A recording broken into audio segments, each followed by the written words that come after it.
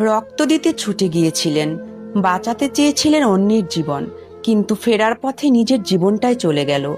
রাজবাড়ির বালিয়াকান্দির সেই তরুণ বিমান বাহিনীর সদস্য মোহাম্মদ রবিউল ইসলাম বাবুল আজ আর আমাদের মাঝে নেই। সহকর্মীর স্ত্রীকে বাঁচাতে গভীর রাতে ঢাকার হাসপাতালে ছুটে যান রবিউল। রক্ত দিলেন, হাসি মুখে বলেছিলেন, আলহামদুলিল্লাহ, কাজটা করতে পেরেছি। কিন্তু তিনি জানতেন না সামনে অপেক্ষা করছে মৃত্যুর ফাঁদ।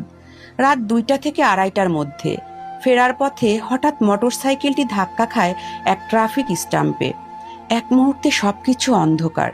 দুর্ঘটনাস্থলে মৃত্যু হয় তার সহযাত্রীর, আর গুরুতর আহত অবস্থায় রবিউলকে নেওয়া হয় হাসপাতালে।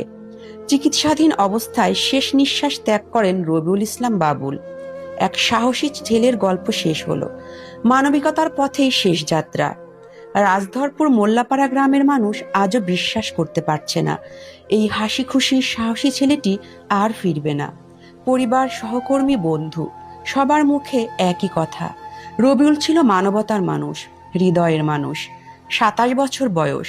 এই বয়সে কেউ পৃথিবী জয় করতে বের হয়, আর রবিউল বের হয়েছিলেন কারো জীবন বাঁচাতে। মানুষের জীবন বাঁচাতে গিয়ে নিজের জীবনের শেষ অধ্যায় লিখে গেলেন রবিউল। এমন মানুষদের জন্যই দেশ বেঁচে থাকে, মানবতা বেঁচে থাকে।